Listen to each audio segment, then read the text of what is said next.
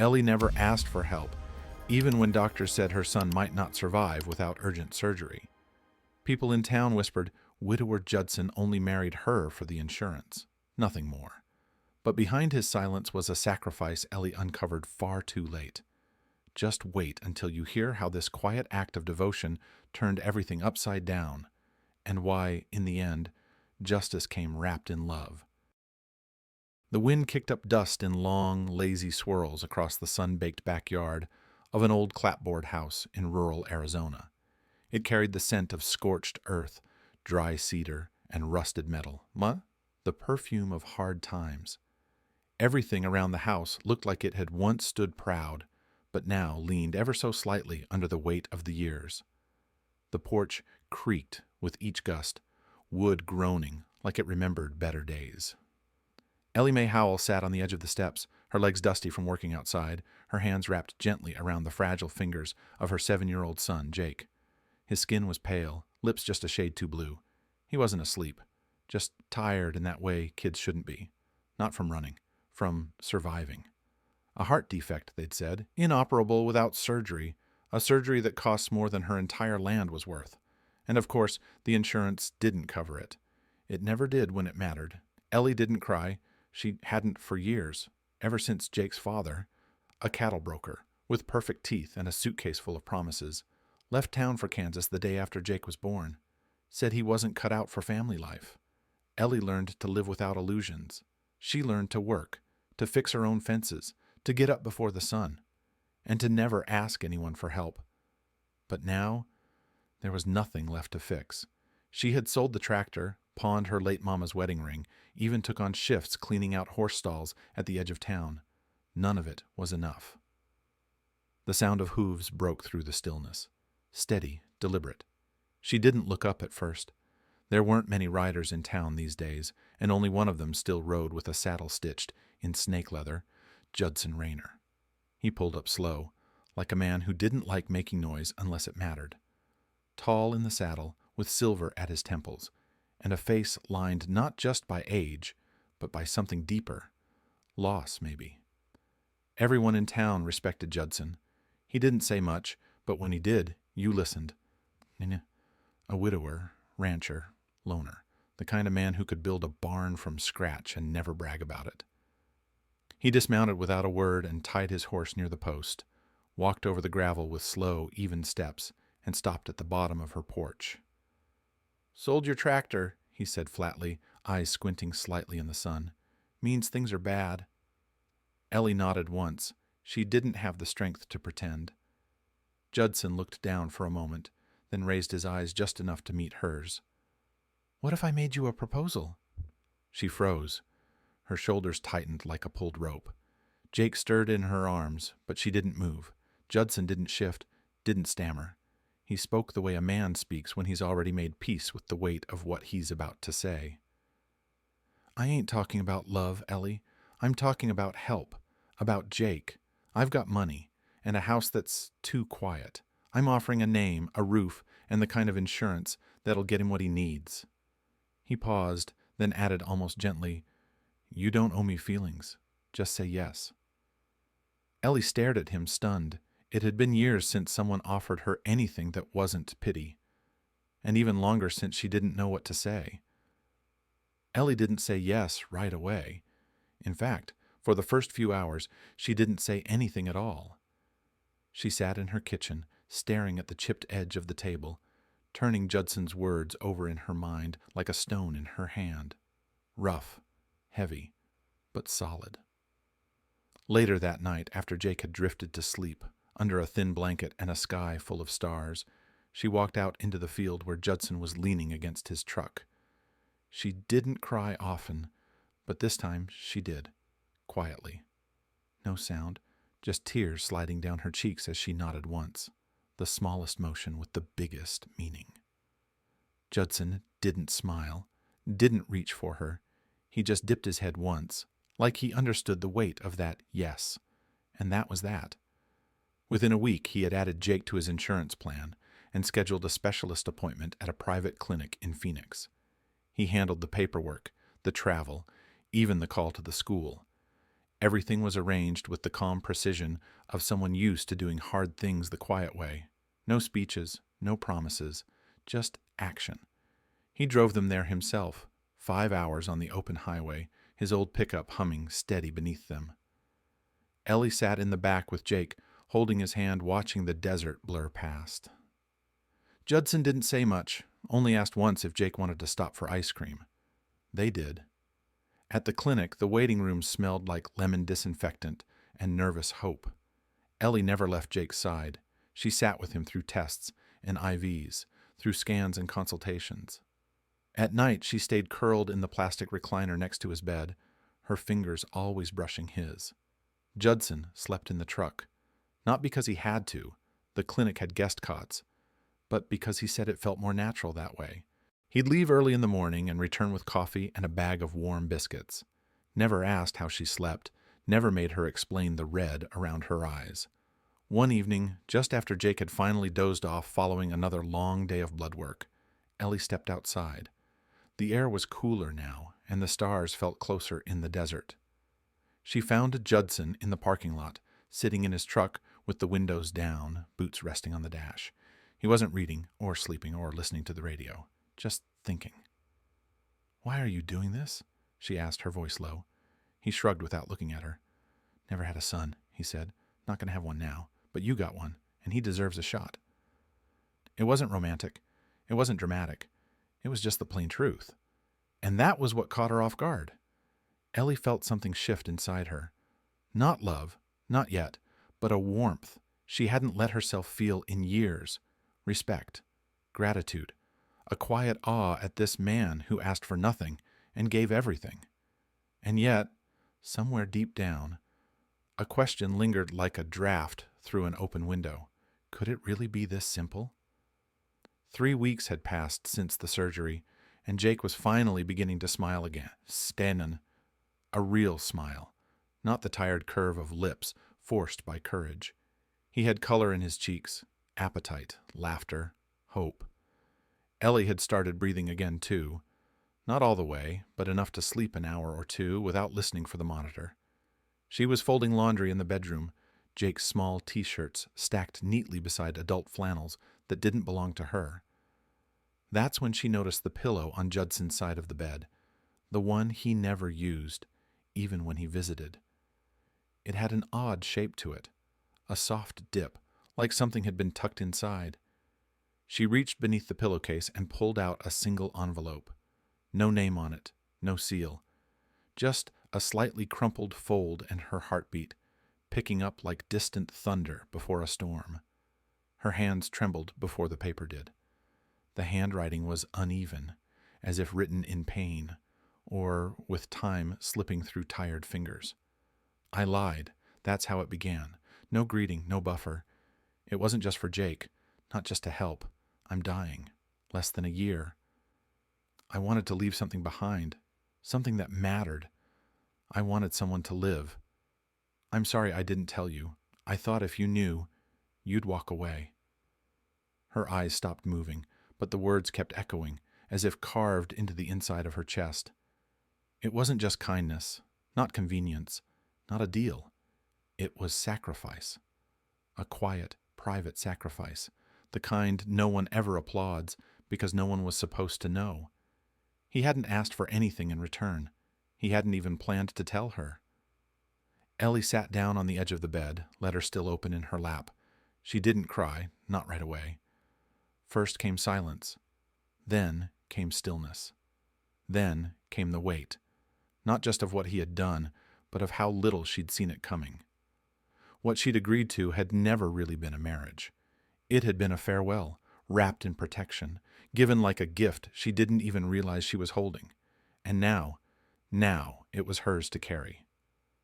The door to the barn slammed open with a sharp crack, the echo slicing through the quiet like a whip. Ellie stormed in, boots stomping hard against the worn wooden floor, her chest rising and falling with shallow, ragged breaths. Her hands were clenched, arms stiff at her sides, like she was holding back a wave that wanted to break everything in sight. Judson looked up from where he was kneeling by the old corral fence. He had a hammer in one hand, a nail in the other, and a calm expression that barely flickered as she crossed the threshold. The sun spilled in behind her, catching dust in the air, turning it gold and sharp. "You knew," she said, her voice cutting through the stillness like broken glass. "You knew I would have never said yes if I'd known the truth. If I'd known what you were hiding from me."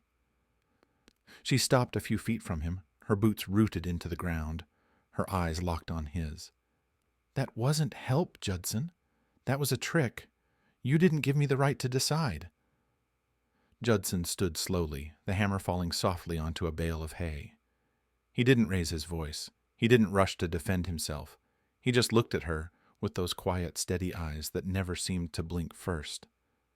"I gave Jake a future," he said simply, "and I gave you space to fight for it without guilt weighing you down." Ellie laughed bitterly, wiping at her face with the back of her hand as tears she didn't invite began to fall. "Don't you dare make it sound noble," she snapped, voice cracking. "You bought my trust with silence. You let me believe this was survival, not farewell." Judson took a step closer. Just one. His face didn't change, but there was something different in his eyes now. Not defensiveness, not apology. Just something deeper. Something already surrendered. "I didn't buy anything," he said, his voice low but unshaking. "I invested. In Jake. In you. In something I'll never get to see. But I believed in it anyway." Ellie felt like the air had been knocked out of her. She turned away, needing space, needing the room to breathe without falling to her knees. She paced to the open stall, rested a trembling hand on the beam. Her shoulders rose and fell like she was holding back a storm inside her chest. "You're just going to die," she whispered, "and leave me with this, with all of it." He didn't answer right away. The silence between them stretched. Not cold, not cruel, just heavy with the truth. "I never planned to stay," he said eventually, "but I planned to matter, even if it was quiet, even if it hurt." Her head dropped, hair falling over her face as her voice dropped with it. "You lied to me." Judson nodded once. "I did. And I hate that I understand why." More silence. Not angry now, but aching. Ellie turned back to face him. Her eyes were red, her cheeks streaked, but her jaw was strong, and her voice, when it came again, was soft, almost reverent. "I should hate you for it." He didn't move. "But I can't." Her voice broke again, just slightly, as she added, "Because somewhere in all this, you gave more than anyone ever did, and I can't hate you for giving." She wiped her face again, this time slower, calmer. There was fire inside her still, but it no longer burned against him. It burned for him, for what he'd done, for what little time they had left. The house no longer felt like it belonged to a widow and a single mother trying to hold everything together. It began to breathe again, not loudly, not triumphantly, but with quiet rhythm, like a field after long-awaited rain. In the months that followed, Judson changed, not in ways most people expected. He didn't shrink. He didn't withdraw. He didn't become bitter or small or resigned. If anything, he became more present, not weaker, but gentler, like an old oak softening at the edges, but still rooted deep in the earth. He laughed more, not the sharp laugh of surprise, but the warm kind, the kind you could sit in, like a chair built by hand. And he laughed most with Jake, who now ran barefoot across the yard again, chasing chickens and dreams. Judson taught him how to feed the hens without spooking them, how to tie a proper knot, how to tell a true story from a tall tale. He showed Jake how to take care of things, how to fix, not just replace, how to listen, not just speak. Even when his hands began to tremble, he still showed up every morning in the garden, knees in the soil, telling the boy that nothing grows unless you check on it daily. And Jake listened, in the way only children do when someone truly sees them. Judson still worked, still mended what broke, still rode into town when Ellie's truck wouldn't start. But there was something different in his eyes, like he'd stopped trying to hold on and started choosing what to leave behind, not in sadness, but in intention. He was building memory, not time. Ellie watched it all. He never talked about his illness, Not even when the coughing started again. Not even when, one night, she saw him lean against the barn wall and take 5 minutes to catch his breath. When his voice cracked and faded, first to a whisper, then to something close to silence, he said nothing, just smiled through it, nodding instead of answering, scribbling instead of speaking. And he never once asked her for help. But Ellie gave it anyway, in ways so small they almost didn't look like help at all. She rose a few minutes earlier each day to brew the coffee before he did. She made sure his favorite chair on the porch was dusted and waiting. She brought him his worn hat when the sun got too high and quietly pressed a bottle of water into his hand like it was just routine. She didn't lie to herself. She didn't pretend it was romantic, not in the way books wrote it. She didn't run through the fields or whisper declarations into his ear. But every morning, without fail, she placed her hand on his shoulder as she set his coffee down. Not for long, just a touch. Steady, grounding, human. And he'd look up and nod, and for a few seconds everything between them would be crystal clear. It wasn't about passion. It was about presence. She had come to see him not as the man who saved her son, or even the man who'd hidden his pain, but as the man who had, somehow, become home. The man who did not demand love, but gave something deeper. A man who never needed to be the center of the story, because he chose to become its shelter. And in the quiet hours, when Jake had gone to bed and the house was still, Ellie would sit near him on the porch, sometimes in silence, sometimes reading aloud to him when he could no longer speak, and wonder when it had changed. When he had gone from stranger to partner, to something more permanent than either. She didn't say she loved him, but she made his coffee strong and just the way he liked it. She waited for him by the barn when he was late coming in from the fields. She memorized the shape of his walk when the pain slowed him down. And with every passing day, her silence said more than any confession could. Because in that silence lived something deeper than love, respect, gratitude, devotion, and the quiet, unspoken ache of knowing the days were numbered and still choosing to make each one count. It came on a quiet morning, like most of them were now. The house was still, the air heavy with heat, and the sun not yet risen above the hills. A single white envelope lay on the kitchen table, his name written in Ellie's careful handwriting. There was no stamp, no return address, just his name, Judson. He picked it up with hands that trembled more than they used to. He sat down at the kitchen table, where the chair still creaked the same way every time he shifted. A mug of half-finished coffee cooled by his elbow. He opened the letter slowly, carefully. The paper inside was folded in thirds. Neat, thoughtful, like everything she did. He unfolded it and began to read. You once told me you didn't want love, but you ended up with more. You became a father to my son. You became a husband, not in word, but in deed. You didn't give me romance. You gave me strength. You gave me peace. You gave me mornings where I didn't feel alone, and now I have something to give you back. I love you, Judson. I love you for what you've done, for how you did it, and for never needing anything in return. I'm sorry I took so long to say it. The words didn't shout. They didn't beg. They simply were. And they held more truth than anything he'd ever heard spoken aloud. Judson sat still for a long time, the letter resting in his hands like something fragile, as if even the air might crumple it. He smiled, not wide, not theatrical, just a soft curl of the mouth, as if his heart had leaned forward. And then the tears came. Slow, warm, unstoppable. Not from sorrow, not from regret, but from something deeper. The quiet weight of being seen, of being chosen. He hadn't asked for this. He hadn't dared hope for it. But now, in the softest hour of morning, it was his. Her love, not demanded, not expected, not owed. Just given. And for the first time in his life, Judson Rayner let himself cry in the open, letter in hand, heart full. He left quietly. Exactly as he had lived the last of his days, without noise, without demand, without needing anyone to notice.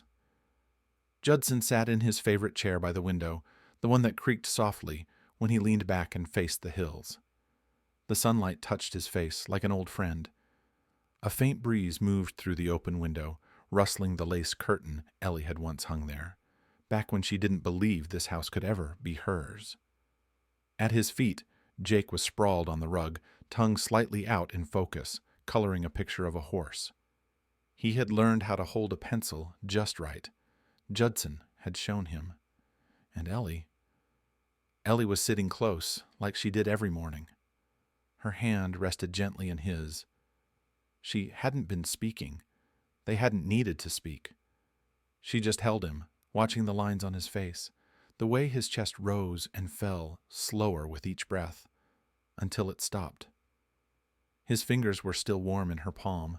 There was no gasp, no struggle, just a soft exhale, like the world had finally let go of him gently, the way he had always tried to let go of it. And when she looked up, his lips were curved in the faintest smile, as if something beautiful had passed through him in that last moment, as if her letter had followed him into the stillness. She didn't cry right away. She simply leaned in, pressed her forehead to the back of his hand, and whispered, "Thank you." The funeral was held on a Saturday morning under the sycamore tree that shaded the small white church just outside town. Everyone came, neighbors with sunburnt hands and weathered hats, the doctor from Phoenix who had performed Jake's surgery, even the grocery clerk who used to slip extra apples into Jake's bag. They stood in quiet rows, boots against dry ground, heads bowed, not in formality, but in shared memory. And among them were faces Ellie never expected, people who once whispered, people who had once said things like, "It was just a deal, just a marriage for insurance." But now they knew. Now they had seen. This wasn't a story of pity. This was a story of a man who gave everything not out of need, but out of choice.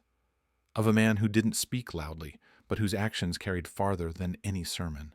Judson Rayner hadn't just been a husband. He had been a builder of fences, of futures, of quiet, enduring trust. And when the service ended, no one rushed to leave. They stayed.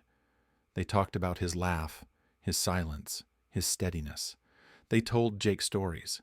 They hugged Ellie with both arms, because now they understood. What he gave wasn't charity. It was legacy. And legacy, like love, doesn't end at the grave. It lives on.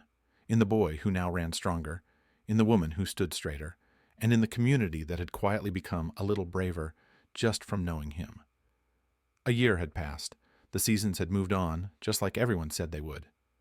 The sky over the hills still blazed orange in the evenings, and the wind still carried dust across the porch at dusk. But something in Ellie's world had shifted.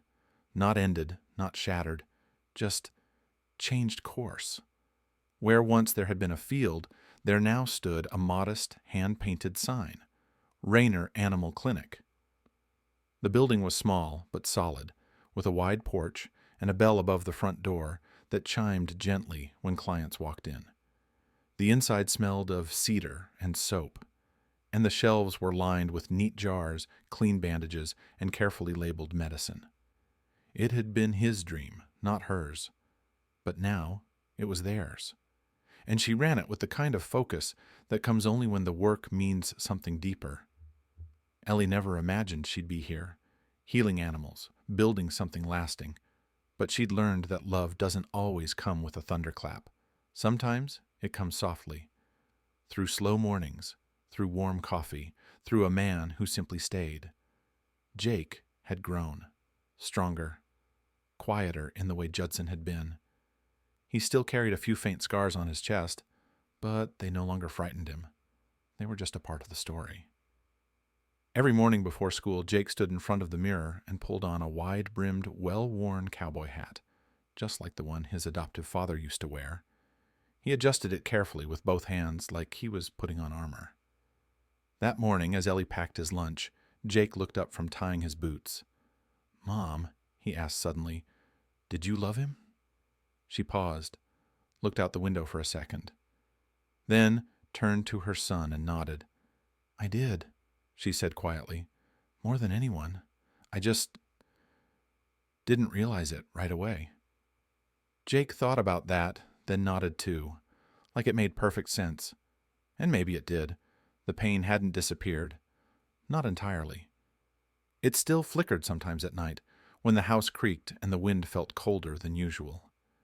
It lived in the empty chair on the porch, in the smell of old leather, in the way silence settled beside her like an old friend. But alongside the ache lived something stronger, inspiration, the kind that didn't burn out, the kind that planted roots. Because Judson Rayner had never asked to be loved. He just lived love, through patience, through presence, through quiet sacrifices that no one saw until long after they were made. And now, in this small town under the Arizona sky, his legacy didn't wear a statue or a plaque. It wore a little boy's hat. It sat behind a clinic door. It walked quietly beside a woman who had learned what real love looked like, and carried it forward every single day.